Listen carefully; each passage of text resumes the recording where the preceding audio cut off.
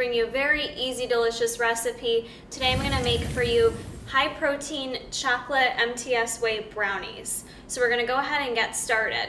First thing you're gonna wanna do is preheat your oven to 350 degrees, which I have going on right now.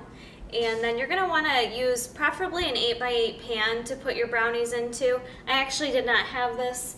I had a couple little disposable pans that I am going to use 2 of these, and I've got them sprayed with some nonstick cooking spray. So whatever pan you use, spray it down with some nonstick cooking spray. And what we're going to do is mix our dry ingredients separate from our wet ingredients. So the first thing we're going to do is take one of your bowls and go ahead and mix the dry ingredients. For this recipe, I'm obviously going to use my MTS Whey here. I'm going to use the chocolate. If you guys don't have chocolate protein on hand, you can still do this recipe. We are putting cocoa powder in this recipe, so if you have vanilla or cookies and cream, whatever flavor you want, you can still make a brownie with it. So don't be worried if you don't have chocolate protein on hand. It'll still turn out pretty delish. Okay, so 2 full scoops of that. Trying to keep my nose away because you breathe it in. That's good. All right, for sweetener, you're going to want some type of sweetener. Today I'm going to use Splenda, and I'm going to add a 1/3 cup of that. Use whatever kind of sweetener you like. If you like stevia, sugar, I don't care. Whatever works for you. My Nutritionals will be based on the ingredients I'm using today. Then what you're going to do is add some oat flour for your base. If you have wheat flour, you can use that, or as I've mentioned before, you can go ahead and grind your oats up. We're going to do 1 full cup of your oat flour. So you really could just take, if you have some oats at home, you could take them, put them in a blender, and grind them up. Or if you don't even have that, you could just use the oats themselves instead of using flour. That'll work. It'll change the consistency a little bit of your brownie, but it'll still taste good. Anything that tastes like carbs is good for me. Next thing we're going to do is some unsweetened Hershey's cocoa. We're going to use 3 tablespoons of that.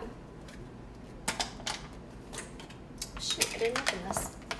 I also like the Hershey's makes a dark cocoa. I think it's special dark or extra dark, something like that.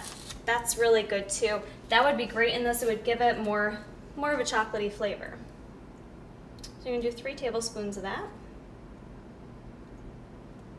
You can tell I'm just kind of, you know, winging it here, not perfectly measuring everything out.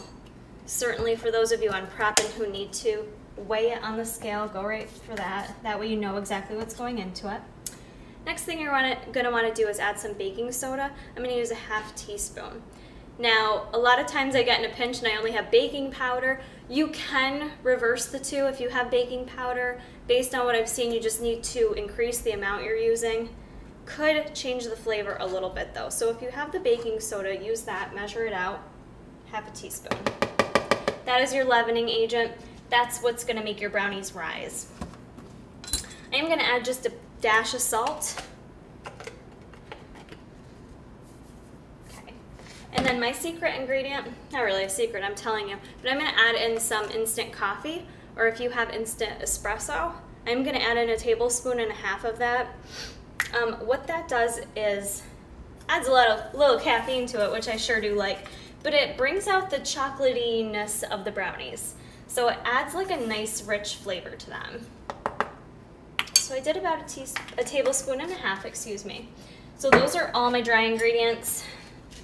Just going to mix those up. Set them over there for now. We'll mix it really good after. We're going to do your wet ingredients. First thing you're going to need is either 3 large eggs for egg whites. You don't need any yolk. I do have the liquid egg whites on hand, so I'm going to go ahead and use this. And so like I said, 3 large egg whites, or with the liquid egg whites it ends up being about 9 tablespoons.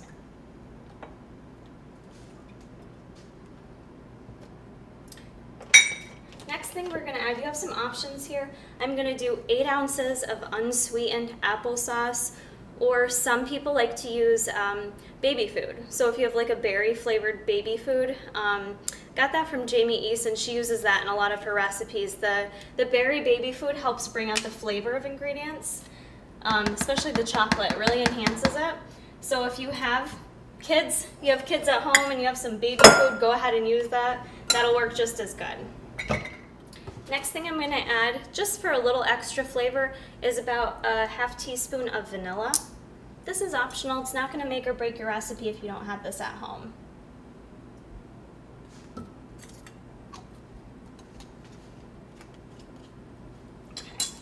Okay.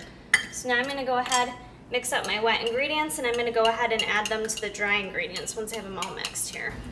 Okay, and you're just gonna wanna go ahead and mix that all up so everything's mixed in evenly.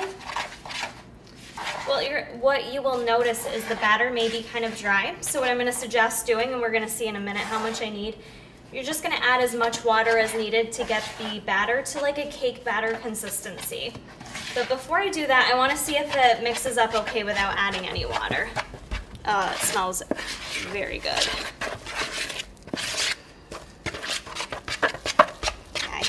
I don't think I'm gonna need to add any water, but depending on how you measure your ingredients, if it is still a little dry, just add like an ounce of water at a time. Stir it up